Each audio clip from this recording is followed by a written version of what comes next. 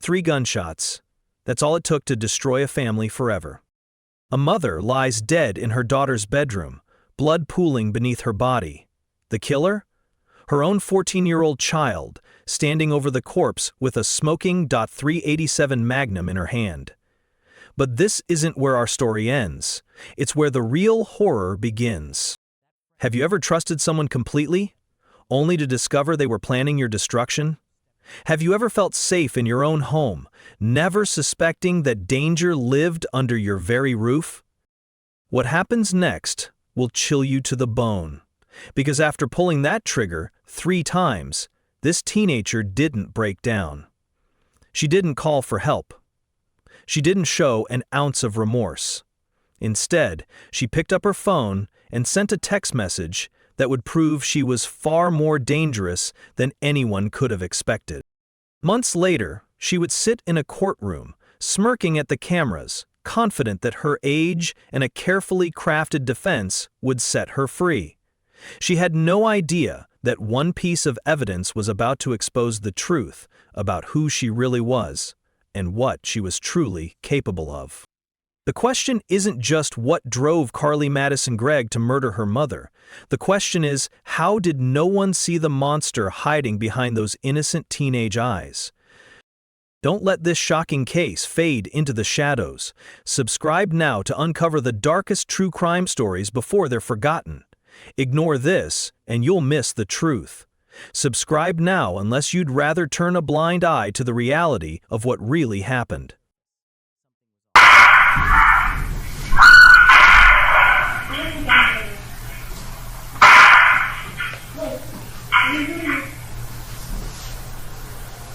To understand how a child becomes a killer, we need to look at the life she was living just hours before she pulled that trigger.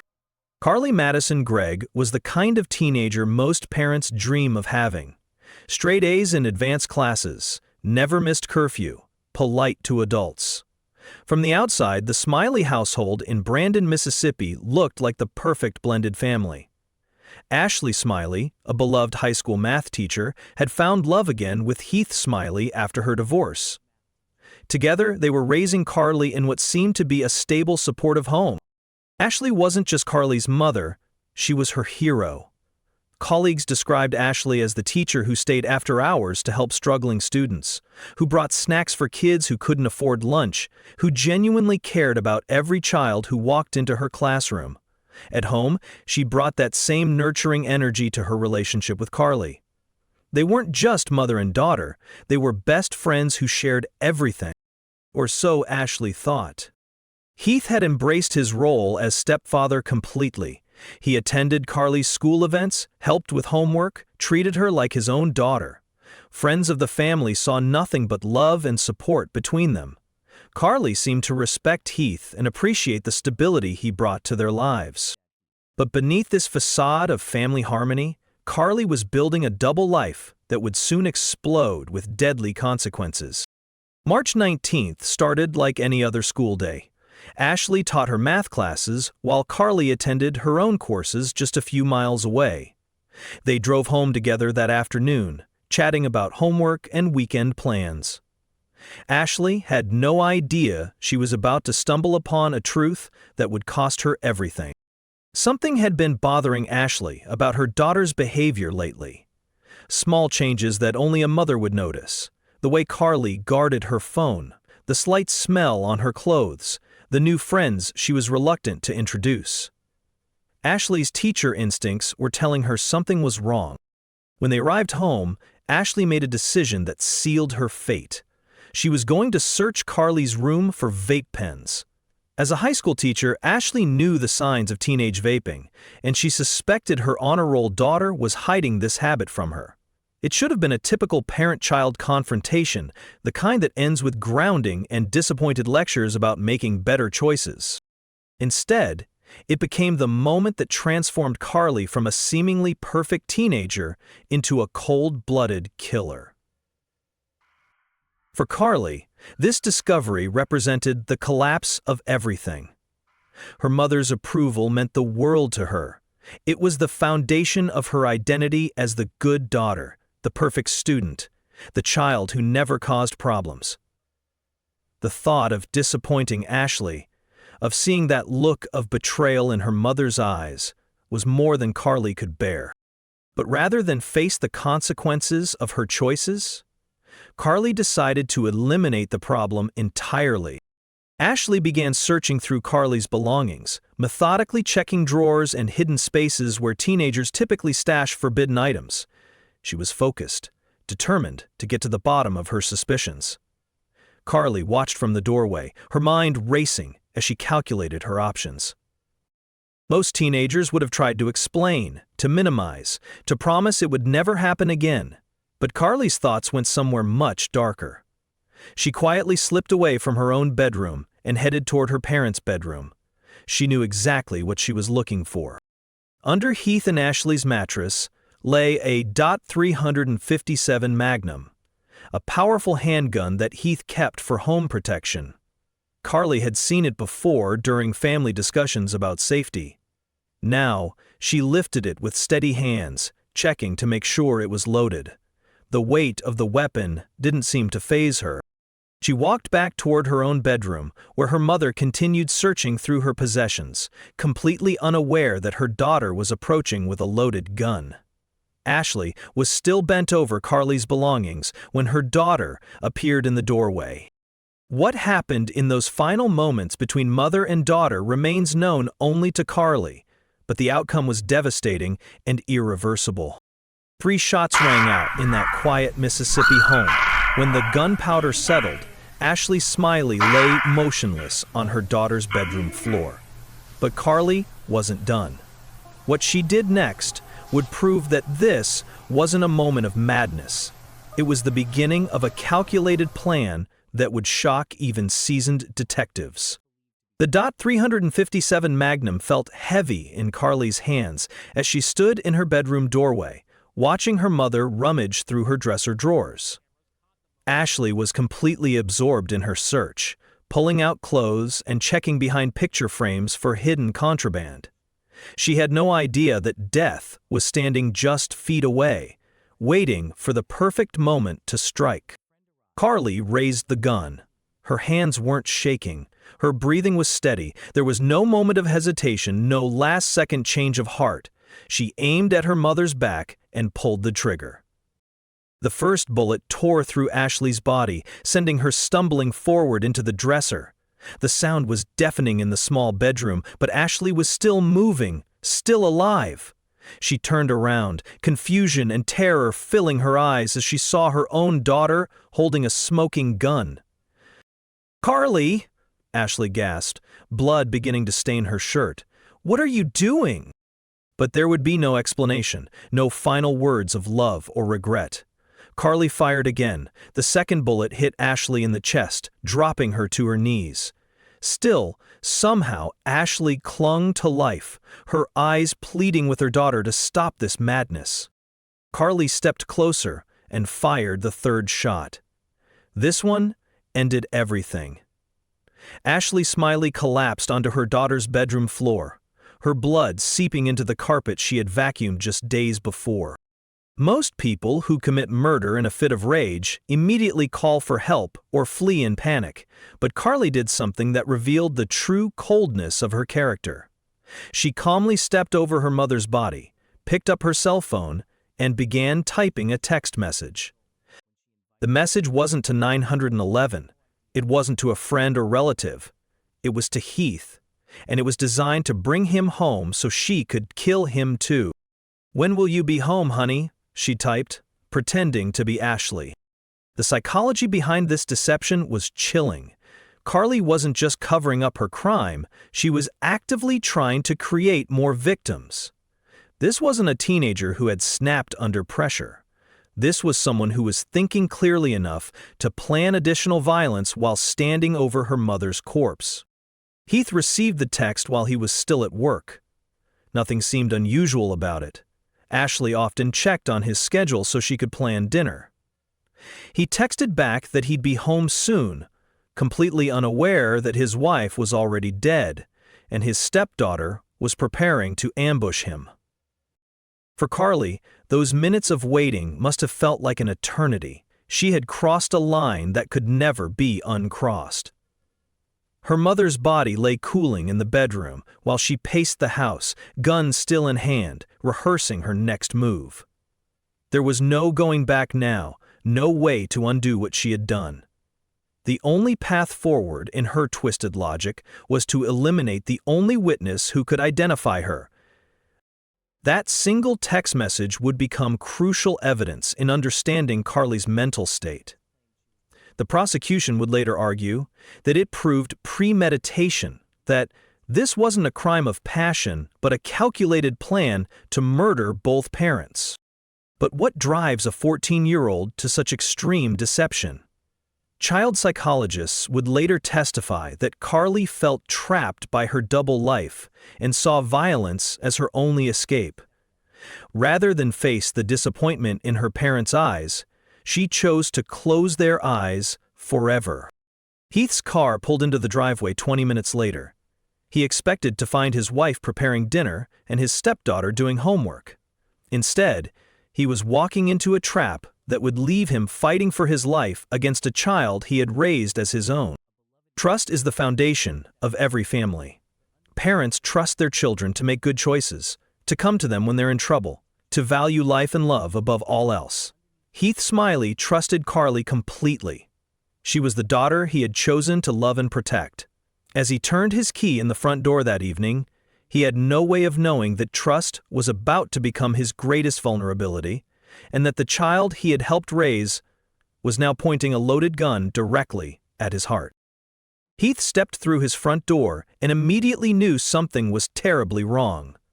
The house felt different, too quiet, with an underlying tension that made his skin crawl. Then he saw Carly emerge from the hallway, and his blood ran cold. She was holding the .357 Magnum. "Carly, what?" he began, but she raised the weapon before he could finish his sentence. There was no hesitation in her movements, no trembling in her hands. This was the same cold calculation that had killed Ashley just an hour earlier. Heath's military instinct saved his life. As Carly squeezed the trigger, he dove sideways, the bullet tearing through his shoulder instead of his chest. The impact sent him spinning into the wall, but adrenaline kept him moving. He knew if he stayed down, he was dead. Before Carly could fire again, Heath launched himself at her despite the searing pain. His weight and desperation overwhelmed her small frame, and they crashed to the floor in a brutal struggle for the gun. Blood from his wound splattered across both of them as they fought. When Heath finally wrenched the weapon away, Carly didn't break down or show any signs of the frightened child she should have been. Instead, she stared at him with those same emotionless eyes that had watched her mother die. No tears, no apologies, no humanity. "Where's Ashley?" Heath gasped, though part of him already knew the answer. Carly's silence told him everything. After overpowering Carly, Heath expected her to collapse into sobs or beg for mercy. Instead, she bolted from the house, leaving him bleeding and alone to discover the nightmare in her bedroom. When he found Ashley's body, Heath's world shattered completely. But while Heath was calling 911 with shaking hands, Carly was already 3 blocks away, her mind working with disturbing clarity. She wasn't running from guilt or panic. She was calculating her next move, like a chess player who had just lost an important piece. What she did next would haunt investigators for years. Hours after murdering her mother and shooting her stepfather, Carly picked up her phone and made a casual call to a friend. Her voice was steady, almost cheerful, as she extended an invitation to come over. When her friend arrived at the house, somehow before police had secured the scene, Carly led them directly to her bedroom.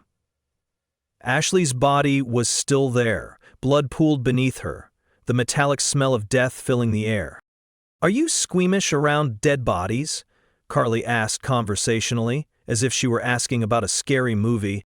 Her friend's screams of horror seemed to genuinely confuse Carly. She stood there calmly, watching their reaction with clinical interest rather than understanding. There was no recognition that she had just traumatized another person, no awareness that displaying a corpse wasn't normal teenage behavior. This wasn't the behavior of someone in shock or experiencing a mental break. This was something far more chilling. A complete disconnect from human emotion and social norms that suggested Carly saw her mother's death as nothing more than an inconvenience she had successfully handled. Police were already surrounding the neighborhood when Carly made that phone call. Within minutes, they would have her in custody. But the damage was done. Her friend would become a key witness to behavior so disturbing that it would haunt the courtroom and help seal Carly's fate. Every community believes they can spot the dangerous ones, the troubled kids who might snap, the families hiding dark secrets behind closed doors. But Brandon, Mississippi, was about to learn that sometimes evil wears an honor student's face and sits at your dinner table every night. As police cars converged on the Smiley home, neighbors peered through their curtains and wondered how they had missed the signs that a killer was living right next door, hidden behind straight A's and Sunday morning smiles. 15 months after that bloody afternoon in Brandon, Carly Madison Gregg sat in a courtroom where her life would be decided by 12 strangers. But her defense team had crafted a strategy that would attempt to transform her from a cold-blooded killer into a victim of her own mind. "Ladies and gentlemen of the jury," her attorney began, "you are looking at a child who is drowning in mental illness, not a calculated murderer." The defense painted a picture of a teenager whose mind had betrayed her long before she picked up that gun.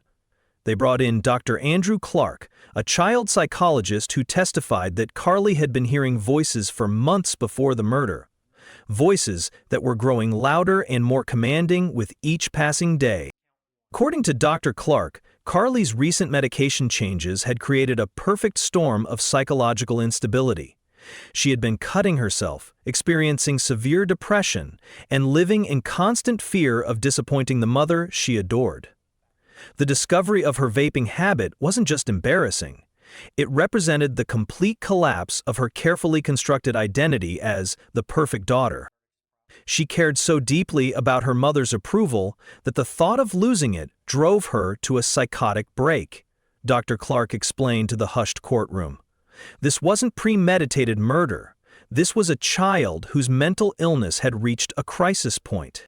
The defense argued that Carly's behavior after the shooting, the casual phone call to her friend, the bizarre decision to show off her mother's body, wasn't evidence of coldness, but rather proof of her complete detachment from reality.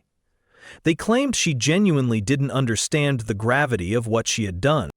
But there was one piece of evidence the defense couldn't explain away, and it would ultimately destroy their carefully constructed narrative.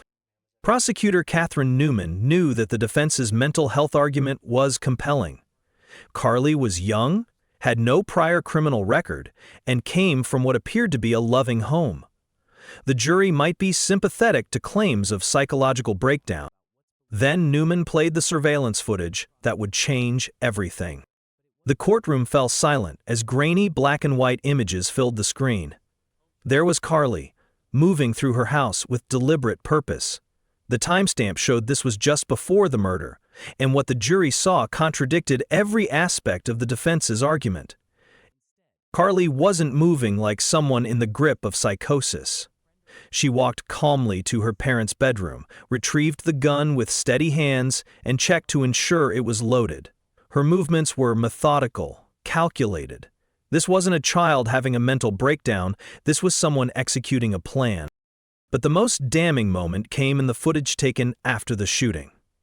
While Ashley lay dead in the bedroom, Carly could be seen walking through the house, straightening up, almost cleaning. She moved with the same casual demeanor someone might have after finishing household chores. The jury watched in stunned silence as Carly paused in front of a mirror, adjusting her hair. She showed no signs of distress, no indication that she had just committed the most heinous act imaginable. Instead, she looked like a teenager getting ready for a normal day. Newman let the footage speak for itself. "Does this look like someone experiencing a psychotic episode?" she asked the jury. "Or does this look like someone who knew exactly what they were doing?" Throughout the trial, cameras captured Carly's courtroom behavior. While victims' family members wept and her defense team painted her as mentally ill, Carly often appeared detached, sometimes even smirking at the cameras. Her demeanor suggested someone who believed she was smarter than everyone else in the room. The jury had seen the footage, heard the testimony, and watched Carly's disturbing courtroom behavior. Now they had to decide, was she a sick child who deserved treatment, or a calculated killer who deserved to spend her life behind bars? 2 hours. That's all it took for 12 strangers to decide whether a 15-year-old girl would die behind bars or get a second chance at life. As the jury filed back into that courtroom, Carly sat with that same confident smirk she'd worn throughout the trial.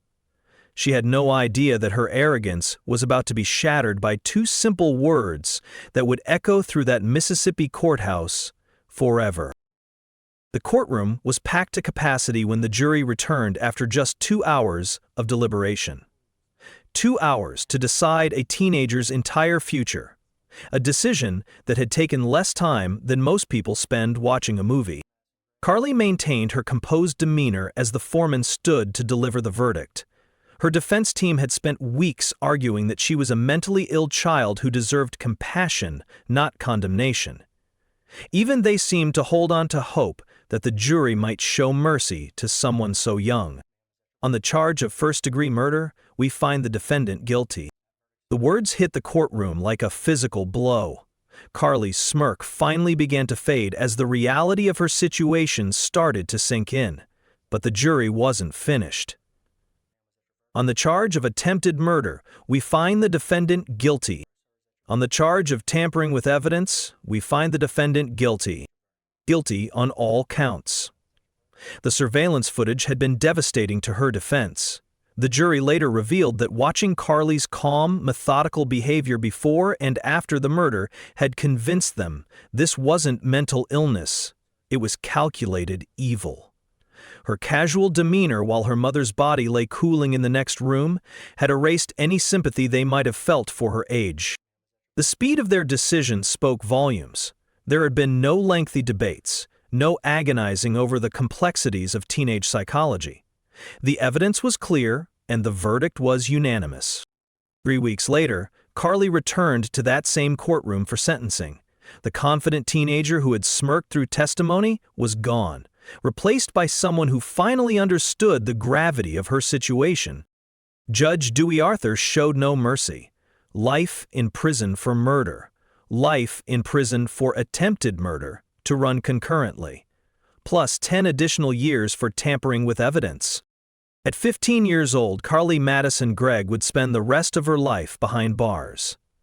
There would be no high school graduation, no college, no career, no family of her own. The plea deal that could have given her freedom at age 54, the 40-year sentence she had arrogantly rejected, was no longer on the table. Heath Smiley, still recovering from his gunshot wound, watched from the gallery as his stepdaughter's fate was sealed. The girl he had helped raise, whose homework he had checked, and whose school events he had attended, would die in a prison cell. As guards led Carly away in shackles for the last time, one question remained unanswered. How many other seemingly perfect teenagers are hiding the same capacity for violence behind their honor roll smiles? Every parent watching the news coverage of Carly's sentencing felt the same chill run down their spine. If a straight-A student from a loving home could commit such horrific acts, what did that say about the children sleeping in bedrooms down the hall? The Carly Madison Gregg case didn't just end with a life sentence. It left an entire community questioning everything they thought they knew about the teenagers in their own lives. The surveillance footage that sealed Carly's fate revealed a chilling truth. She felt no remorse for destroying lives. Her calm demeanor while planning murder and that confident courtroom smirk painted a picture of calculated evil hiding behind an honor student's face. Could this tragedy have been prevented? Or was Carly simply a master manipulator who fooled everyone?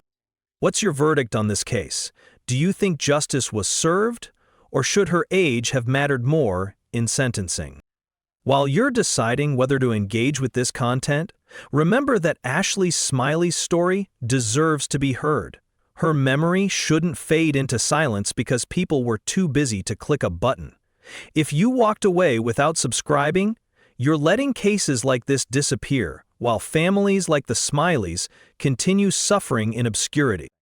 Don't be the person who watches the horror but does nothing to keep these stories alive. Subscribe now, because ignoring the truth won't make it go away, but your silence might let the next tragedy happen unnoticed.